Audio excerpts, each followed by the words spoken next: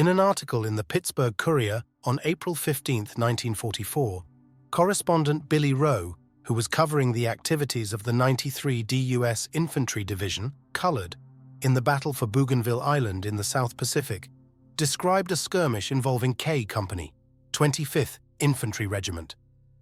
A company of the 93rd Division elements fighting here ran into an ambush early this week and all hell broke loose, Rowe wrote. Under the command of Captain James Curran, the outfit moved out of the perimeter from the base of Hill 250. Its mission was to set an ambush to attack a Japanese force retreating along a known trail. Some 1,400 yards out, the company was itself ambushed by an unestimated Nipponese force.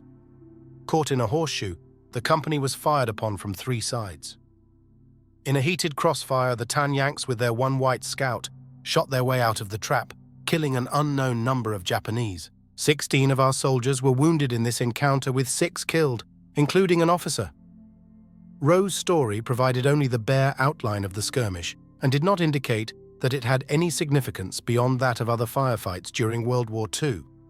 As it developed, however, the experience of K Company became a source of considerable controversy and ultimately influenced the conclusions the U.S. Army hierarchy drew about the use of African American combat troops for the remainder of the war. African Americans have participated in America's wars since the establishment of the colonies. They served in the local militias in the colonial wars against Native Americans and the French and Spanish. They fought both with and against the British during the Revolutionary War. They stood with Andrew Jackson at the Battle of New Orleans during the War of 1812, and during the Civil War nearly 200,000 organized into 165 federal and state regiments and rallied against the Confederacy. In 1866, Congress created 6 African American regiments in the regular army. Shortly after, they were consolidated into the 9th and 10th Cavalry and the 24th and 25th Infantry. Composed of white officers and African American enlisted men, these regiments helped pacify Native Americans on the western frontier. At the end of the century, African American regiments fought in Cuba in the Spanish-American War and against insurgents in the Philippines. Later, the 10th Cavalry joined Brig General John J. Pershing's punitive expedition into Mexico in 1916 in pursuit of the rebel Pancho Villa. While often experiencing discriminatory treatment at the hands of their white officers and comrades, the African Americans were good soldiers. Their desertion rate was much lower than that of whites, and they regularly distinguished themselves in battle. During World War I, 380,000 African Americans served in the Army. Most were assigned to segregated service units and used as menial laborers, although 2 African American divisions, the 92nd and 93rd Divisions, were formed. The 4 infantry regiments of the 93rd Division were assigned on an individual basis to the French Army and won the praise of the experienced French officers who directed their operations. The 92nd Division fought as part of the American Expeditionary Forces. When the division entered the front lines, it experienced some initial difficulties. However, as the men became accustomed to trench warfare, there was noticeable improvement in the division's performance. Many of the 92nd Division's problems could be attributed to incomplete training, shortages of equipment, poor cohesion growing out of the resentment of many white officers at being assigned to an African American unit, and low morale sparked by the blatant racism the men had been subjected to while training in the United States. Most Army officers, however, placed the blame for the division's shortcomings on the African Americans themselves. In his memoir, Lieutenant General Robert L. Bullard, commander of the Second Army, branded African Americans hopelessly inferior and warned that, if you need combat soldiers, don't put your time on Negroes. Bullard's views were reinforced by studies produced by the Army War College. A 1925 study titled "The Use of Negro Manpower in War" epitomizes the virulent prejudice toward African Americans that infected the interwar army. Mirroring the scientific racism of the day, it stated, "In the process of evolution, the American Negro has not progressed as far as other subspecies of the human family. The cranial capacity of the Negro is smaller than whites. The psychology of the Negro is based on heredity derived from mediocre ancestors, cultivated by generations of slavery. In general, the Negro is jolly, docile, tractable, and lively. In physical courage, he falls well back of whites. He is most susceptible to crowd psychology. he cannot control himself in fear of danger. He is a rank coward in the dark. From the experience of past wars, the study continued. The Negro has made a fair laborer, but as a fighter, he has been inferior to the white man, even when led by white officers. As the United States prepared for war in the early 1940s, African American leaders, seeing military service as a means to improve conditions for their race, demanded that African Americans serve in all aspects of the war effort.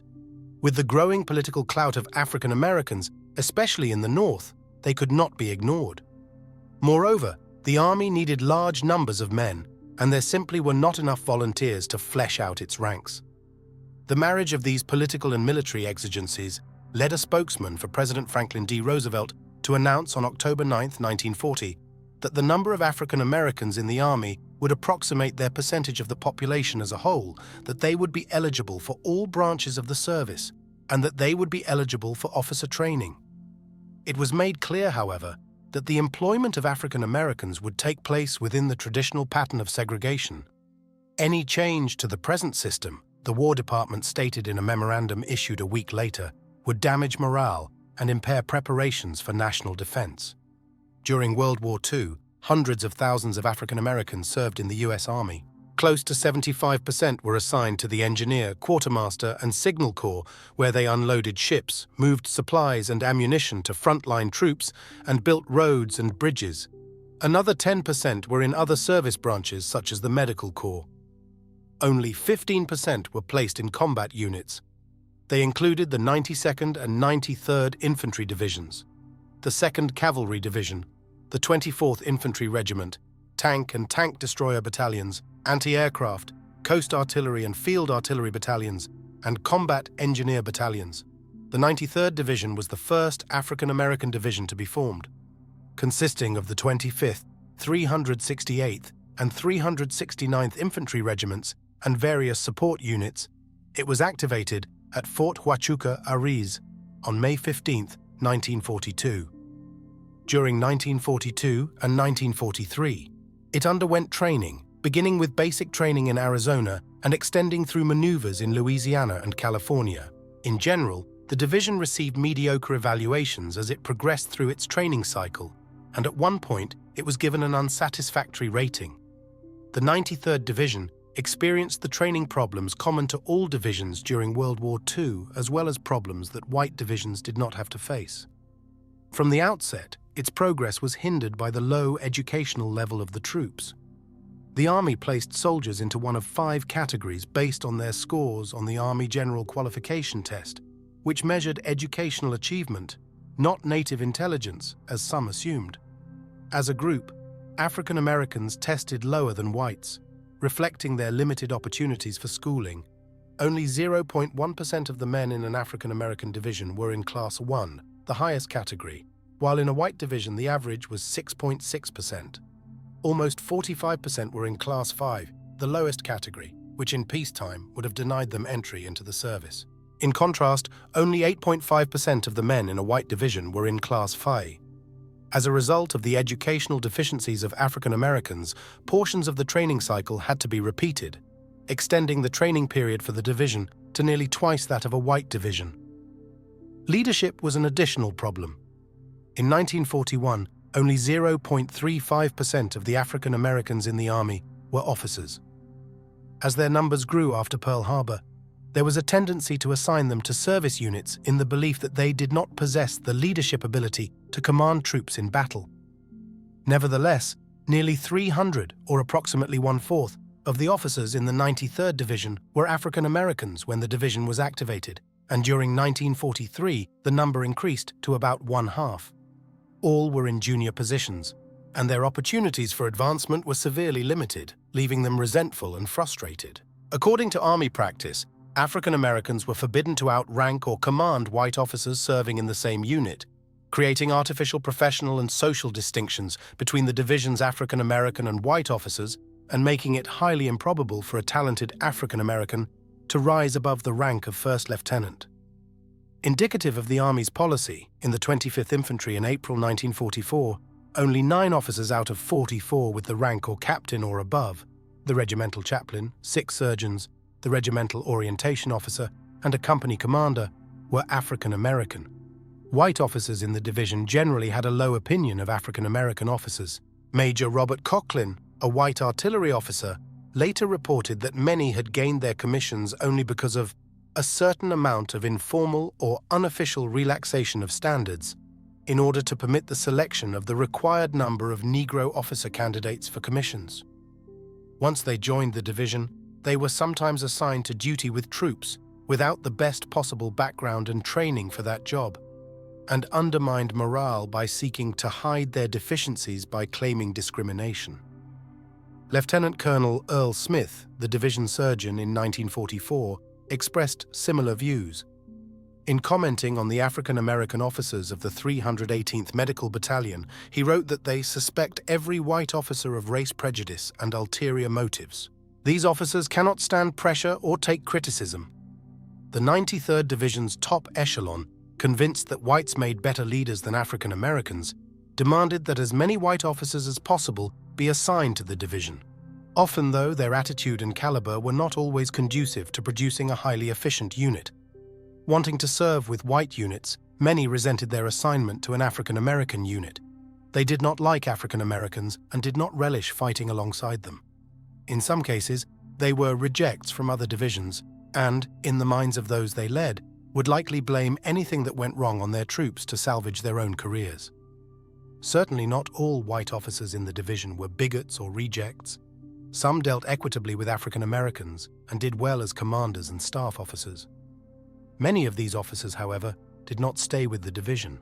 Under an Army rotation policy adopted in 1943, a white officer who had been in an African American unit for 18 months and had been rated very satisfactory could request a transfer. The leadership problem weakened the morale of the 93rd Division. Segregation and racism at its Fort Huachuca training center had the same effect. The separate hospitals, theaters, post exchanges, service clubs and churches set aside for African Americans were generally substandard to those provided for whites and became a constant source of irritation to African Americans, who believed they were victims of prejudice. Conditions off base were just as harmful. Fort Huachuca was located in an isolated part of southeastern Arizona, and military authorities thought its considerable distance from any sizable white community would minimize complaints about a large number of African American troops in the state. However, since more than 15,000 African Americans reported to the fort by the fall of 1942, fears of racial conflict grew among Arizonians. Bisbee, 35 miles away, and the closest town to the fort, was placed off limits for a time, at its own request, to non-resident Fort Huachuca personnel. Other southern Arizona towns such as Douglas, Nogales, and Tucson were no more ready to welcome African Americans and were closed, or at least parts of them, to soldiers from the fort. As the 93rd Division progressed through its training cycle, it seemed unlikely it would be sent into combat. Outside of the 99th Pursuit Squadron and a few anti-aircraft battalions, virtually no African American combat units had been committed to battle, and the War Department showed little interest in sending others overseas. Like the 93rd Division, most were marked by many slow learners, weak leadership, and low morale. The War Department was therefore inclined to convert them into service units to meet the support needs of the growing overseas armies.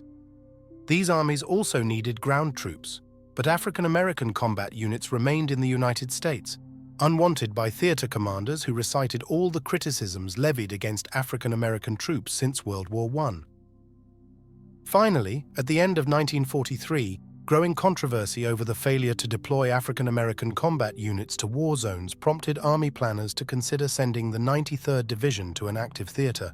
For months, African American political and religious leaders, the African American press, and the War Department's Advisory Committee on Negro Troop Policies had been calling for African American units to be committed to battle in the belief that their sacrifices on far-flung battlefields would further racial equality at home.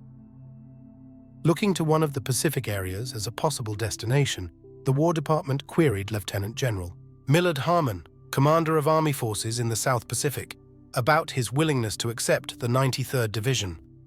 He replied that he could better use replacements and service units, but appreciating the War Department's desire to utilize the division in an overseas assignment, he reluctantly said he would find some role for it.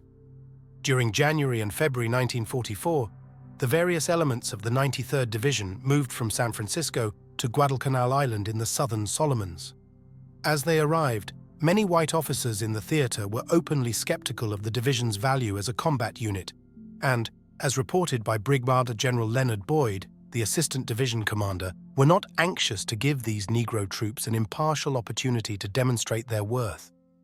Consequently, the division's units were separated from each other and assigned to garrison and labor duties in rear areas. However, factors were already at work that would soon place some of the 93rd Division's elements in combat. In the weeks after it had been dispatched overseas, African American leaders stepped up their demand that African American units be committed to battle. Concurrently, the use of African Americans in battle threatened to become an issue in the upcoming election.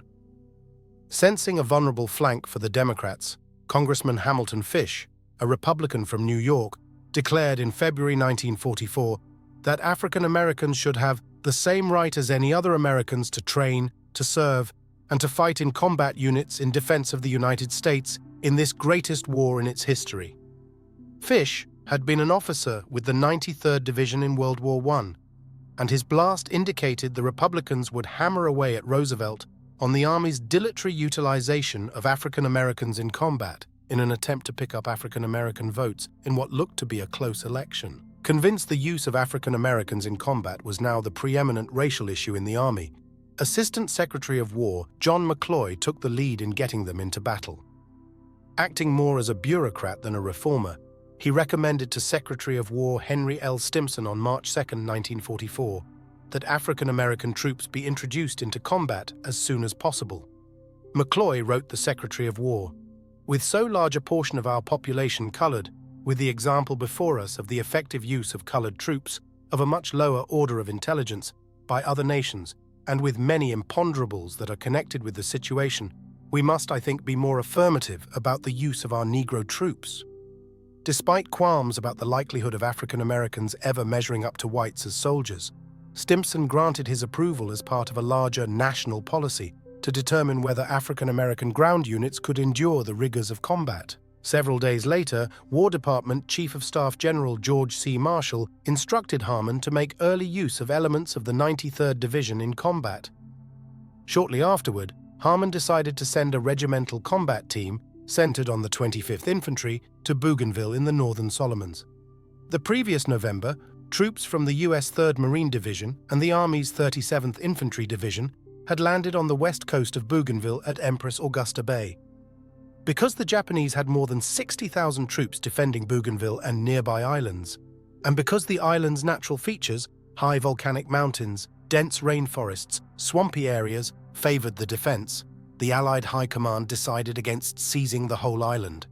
Instead, it chose to carve out a lodgment, establish a defense perimeter, and build airfields for raids against Japanese bases to the north. By the middle of December, when the Army's American Division replaced the Marines, the perimeter had been completed. The two American divisions were organized into the 14th Corps, commanded by Major General Oscar W. Griswold, and charged with defending the airfields. In March 1944, a Japanese offensive to eliminate the lodgment was thwarted, and thereafter, except for aggressive patrolling by the Americans, both sides adopted a live-and-let-live attitude. The 25th Regimental Combat Team was not the first African-American unit to see combat on Bougainville. The 1st Battalion of the 24th Infantry Regiment had arrived at the end of January 1944, and for several weeks performed service functions. After Harmon received the War Department's request to employ African Americans in combat, the 1st Battalion was attached to the 148th Infantry Regiment of the 37th Division. On March 11th, the 1st Battalion took up a position between two of the regiment's battalions, engaging in a number of actions over the next several days before passing to the control of the American Division. During their first stint at the front, the men of the 24th Infantry were a bit trigger-happy and unreliable and timid in their patrolling, prompting Corps headquarters to rate the battalion unsatisfactory for offensive operations.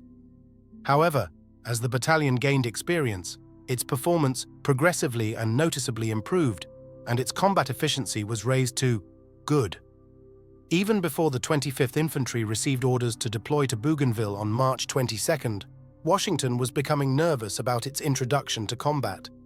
Reports of the 24th Infantry's first action had already appeared in the New York Times, and the War Department wanted the 93rd Division's first combat experience, which would likely be headlined in the African American press, to go smoothly. Thus, on March 28th, Chief of Staff Marshall told Harmon that the division's elements should be given combat assignments only after adequate preparation, and that the War Department should be kept informed of their progress. Harmon replied that the 25th Infantry would not be sent immediately into combat as a unit. Rather, its battalions would be attached to seasoned white units and used in limited operations like patrolling or mopping up isolated groups of Japanese. The 25th Infantry, commanded by Colonel Everett M. Yon, left Guadalcanal for Bougainville on March 26th and landed at Empress Augusta Bay 2 days later. On March 30th, it was placed under the control of the Americal Division, which held the eastern half of the Allied perimeter.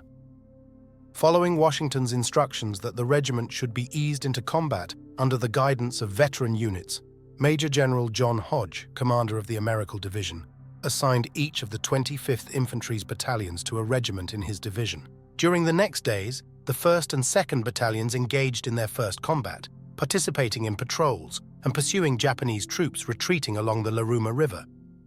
In these actions, the regiment suffered its first casualties, and both battalions performed adequately considering they were green troops. The 3rd Battalion, which was attached to the 164th Infantry Regiment, was the last of the regiment's 3 battalions to see action. On April 5th, a patrol from K Company discovered a trail about 3,000 yards from Hill 250 that the Japanese were apparently using to shift troops at night. Later that day, Colonel Crump Garvin, commander of the 164th Infantry, decided to have K Company set up an ambush the next day on the trail between the west and east forks of the Torokina River. K Company was commanded by Captain James J. Curran, a white officer who had been in charge of the company for more than 18 months and was highly regarded by Yon for his ability and attention to duty. All of Curran's platoon leaders were African Americans. K Company was to be supported by a machine gun platoon from M Company. Also accompanying the formation were Captain William A. Crutcher and 3 enlisted men from the 593rd Field Artillery Battalion who were to act as artillery observers, an officer and an enlisted man from the 161st Signal Photographic Company, and Sergeant Ralph Broden, an intelligence specialist from the 164th Infantry. Broden had been a member of the patrol that had discovered the trail on April 5th and was to serve as a guide. Except for Crutcher, Broden, and the 2 men from the photographic company, the attached personnel were African American. In all, the reinforced company numbered 180 officers and men. During the evening of April 5th, Lieutenant Colonel William Considine, commander of the 1st Battalion, 164th Infantry, Lieutenant Colonel George T. Coleman, commander of the 3 Days Battalion, 25th Infantry, and Curran briefed K Company officers and sergeants on the mission. According to Curran's plan, the 1st platoon would be in the lead, followed by a light machine gun section and the company headquarters. Behind them were the 2nd platoon, a 2nd machine gun section, and the 3rd platoon. The 2nd platoon had flank security, and the 3rd platoon responsibility for rear security. K Company left its bivouac area at the base of the north side of Hill 250 at 0645 in the morning of April 6th. Anxious to reach the trail early so his men would have time to set a good ambush, Curran quickly pushed across the Torokina River and took only a few short breaks, even though the going was tough because of the narrow path and the thick underbrush. At 12:45, after covering approximately 2,600 yards, the company came across an abandoned Japanese hospital area consisting of several bamboo shelters. At this point, Curran halted the column and ordered 1st Lieutenant Abner Jackson, commanding the 1st platoon, to send out 4 finger patrols to reconnoiter the front and the flanks. Soon after, the patrol on the left front began firing, and the patrol leader, Sergeant Samuel H. Black, returned to tell Jackson that his men had spotted 3 Japanese about 15 yards away and killed 2. Curran started forward with Black to investigate the report, but before they reached the dead Japanese, rifle and machine gun fire broke out, wounding Black and an enlisted man from his patrol. Uncertain about the size of the Japanese force, Curran ordered the 2nd and 3rd platoons to take up positions on the flanks of the 1st platoon. Everything then fell apart. After a brief lull, firing again broke out as Jackson's men and the Japanese exchanged shots. Without waiting for Curran's orders, the 2nd and 3rd platoons and the machine gun sections began to fire indiscriminately, in all directions at imaginary targets. Since all of Jackson's patrols had not yet returned to the main body, Curran ordered a ceasefire to keep the Americans from killing some of their own men. After a brief respite, there was another burst of Japanese machine gun fire. Curran's men again resumed their firing, and men cried out that they were wounded. Sergeant Brodin later recalled that the Japanese added to the confusion by yelling and scared the hell out of the boys. Curran, fearing his company might lose its cohesion, ordered his flank platoons to close up on the center. However, as they moved toward the 1st platoon, some of the men fired sporadically toward the position of the 1st platoon, now caught in a crossfire between the Japanese and its sister platoons. Curran then made plans for the 1st platoon to withdraw and man a defense line about 75 yards to the rear through which the company could retire. By this time, many of Jackson's men, fired upon from several sides, were withdrawing on their own. As later reported in an investigation of the incident, several men ran toward the rear upright almost shoulder to shoulder. Some came back in a crouched position, some came crawling through the brush, and some crowded into the lines of the 2 days and 3 days platoons. Jackson's platoon sergeant, Edward Dennis, pulled off his pack, dropped his rifle, and disappeared, fleeing to the Torquay River. There he was met at 1700 by Coleman, who had come forward from battalion headquarters to find out what had happened to K Company. When asked by the battalion commander about the remainder of his platoon, Dennis replied, "Platoon, I had trouble getting myself out."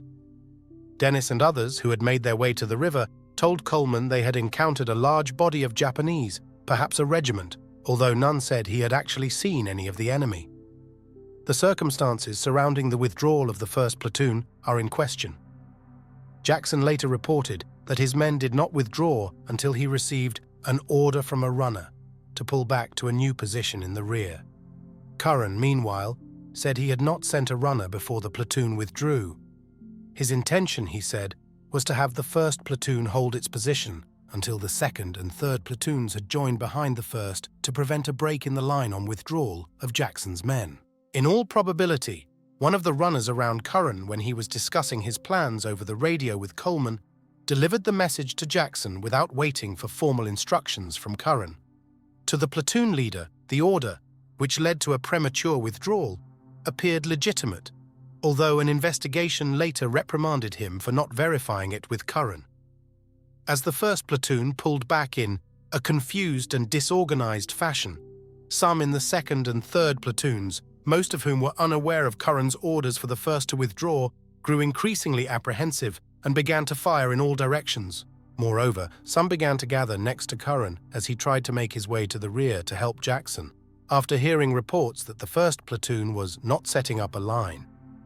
Concerned that by crowding together his men were presenting the Japanese with easy targets, Curran decided to remain at the front, organize a makeshift defense line, and ask Colonels Coleman and Considine for instructions.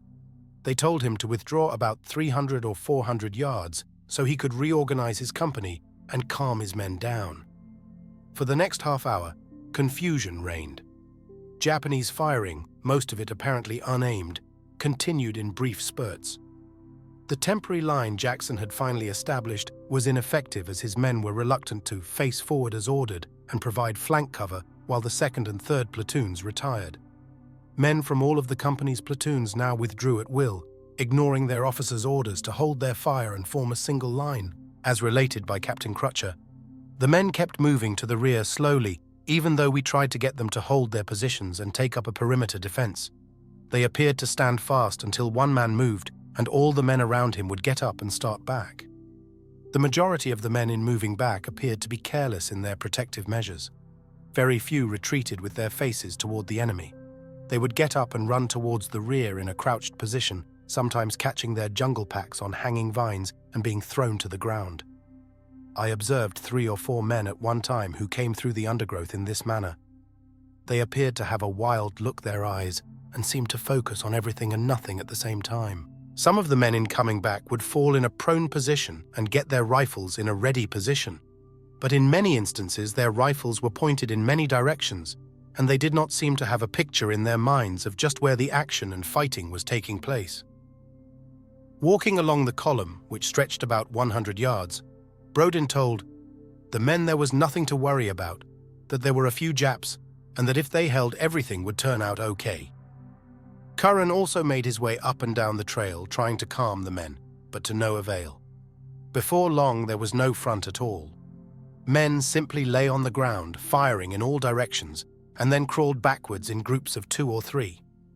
All the time, Curran desperately tried to stop the firing and get his men to maintain some semblance of order.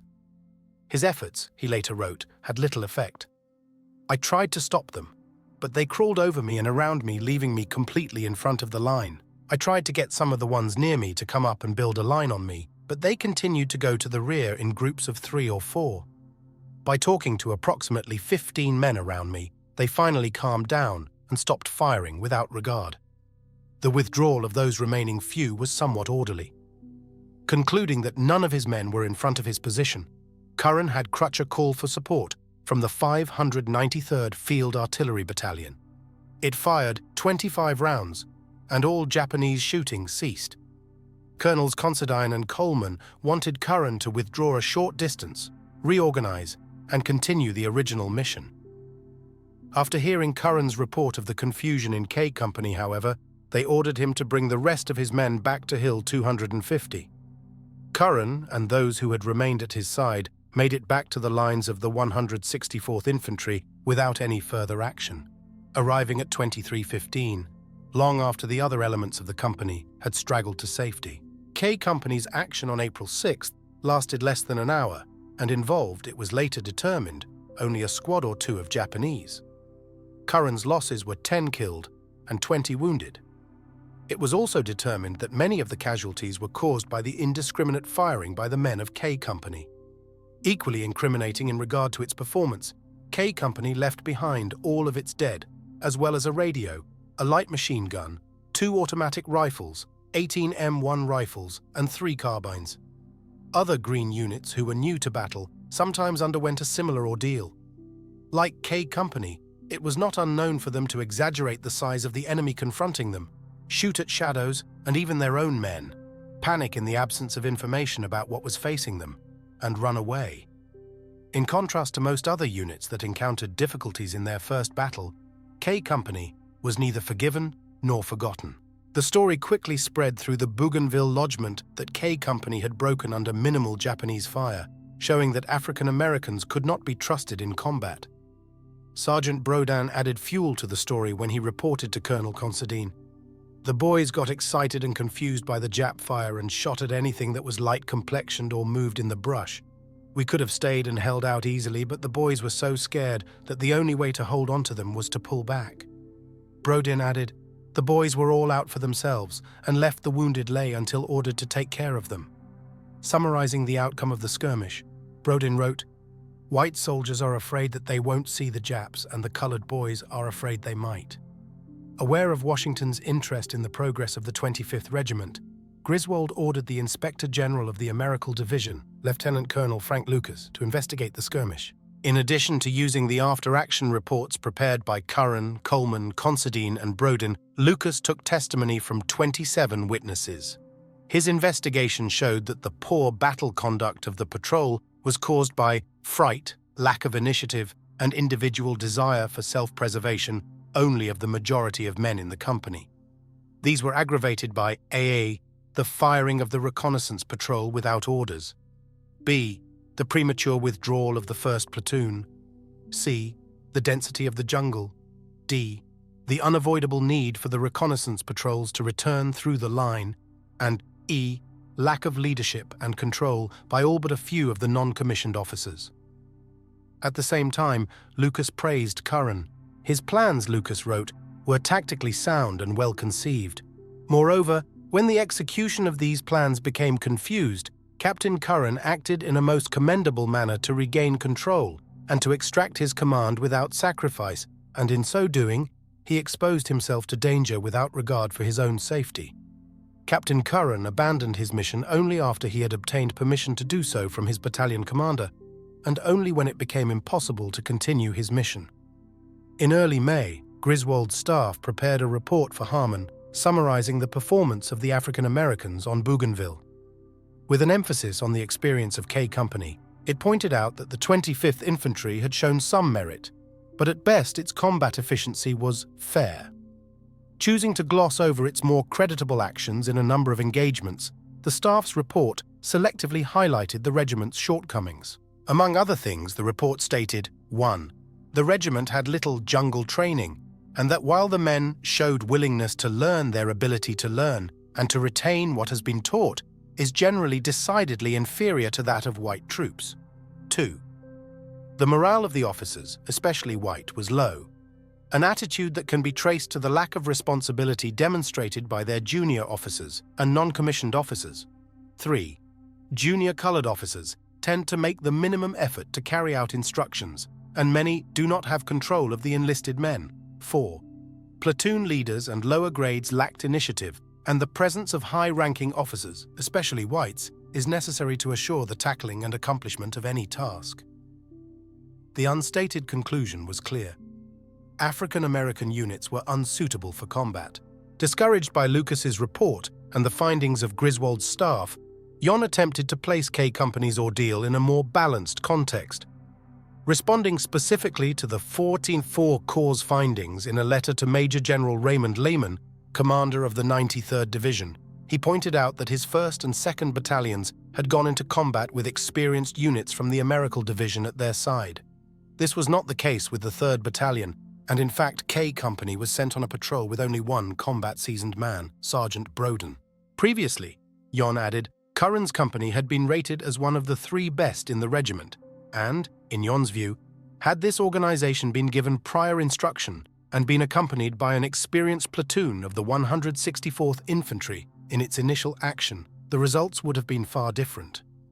The experience of K Company, Yon argued, was no different from that of many other units when they were committed to jungle warfare without proper seasoning. He wrote that even battle-tested units could have the same experience. Early in May, a company of the 182 Days Infantry, a veteran of 2 years of jungle warfare, encountered an inferior force of the enemy east of the Sawa River, became disorganized, and returned to the perimeter after darkness. While considered regrettable by Corps headquarters, little was made of the incident in contrast to the controversy surrounding K Company. Boyd also tried to cushion the 14th Corps' findings. In a letter to Major General John Hull, head of the Operations Division in the War Department General Staff, he suggested that most of the 25th Infantry's problems could be traced to the low IQ level of the enlisted men and its weak-colored junior officers. However, refusing to concede that African Americans were suitable only for labor duties, he concluded that an African American division, given troops of an IQ level comparable to white divisions and average officers either white or mixed, could be developed into a combat organization capable of relieving spearhead troops after initial combat and possibly developing into shock troops themselves. Yon's and Boyd's explanations carried little weight in Washington.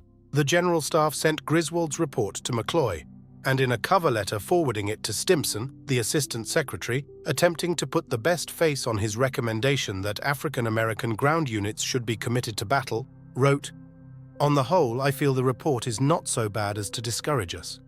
It will take more time and effort to make good combat units out of them, but in the end, I think they can be brought over to the asset side." Stimson was not impressed. His only comment was, "Noted, but I do not believe they can be turned into effective combat troops without all officers being white." In the meantime, the 25th Infantry's battalions continued to engage in patrol actions under the supervision of the American Division's regiments. At the end of April, they were finally brought together as part of a provisional brigade in the 93rd Division.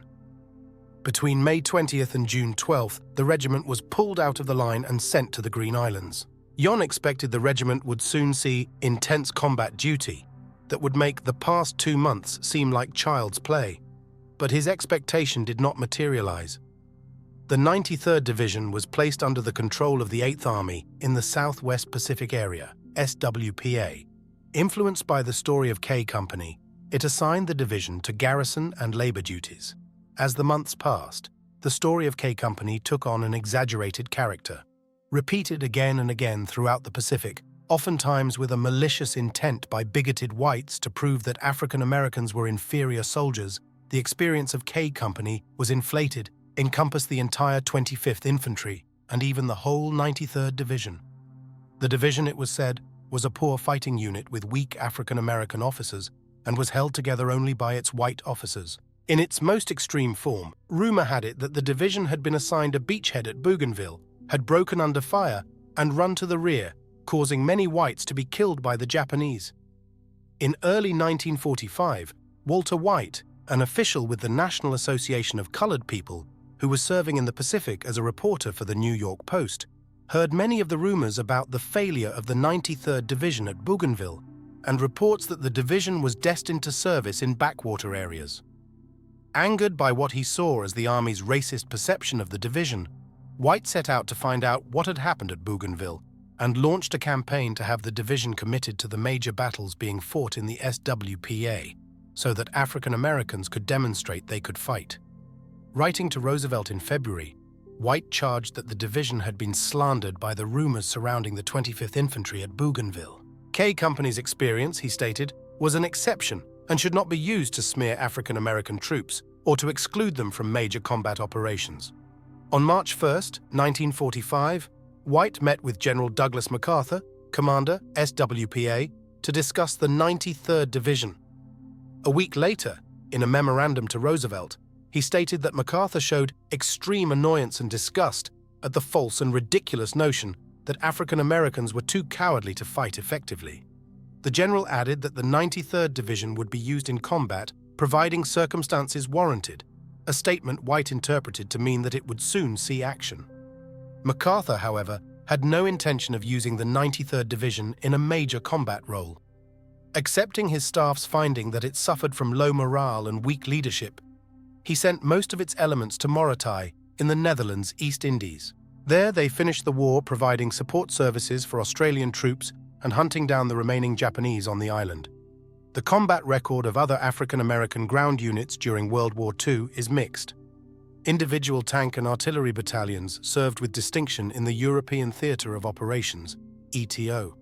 At the same time, the 92nd Division underwent difficult experiences in Italy that confirmed the negative perceptions about African Americans that the High Command had drawn from the experience of K Company. During the war's final months, 2,500 African Americans, organized into platoons, were assigned to white infantry companies when the ETO's 12th Army Group was desperately short of riflemen. There was little difference in performance between these platoons and the white platoons they fought alongside, but higher-ups disparaged this halting step in integration as too limited to draw any significant conclusions. World War II had no immediate impact on the place of African Americans in the U.S. Army. Despite ample evidence that most African American soldiers had performed capably in battle, the Army was unwilling to alter its traditional way of employing them. Change would eventually come, beginning with President Harry S. Truman's 1948 executive order desegregating the armed services. However, its effect was felt slowly, and in the meantime, long-standing assumptions about African Americans as soldiers dominated. Asked in 1949 about the wartime performance of African American troops, General Marshall erroneously described the 93rd Division as a unit whose men on Bougainville wouldn't fight, couldn't get them out of the caves to fight. John Kennedy Ohl is a professor of history at Mesa Community College in Mesa, Arizona. He is a graduate of the University of Cincinnati and has contributed to numerous books and magazines.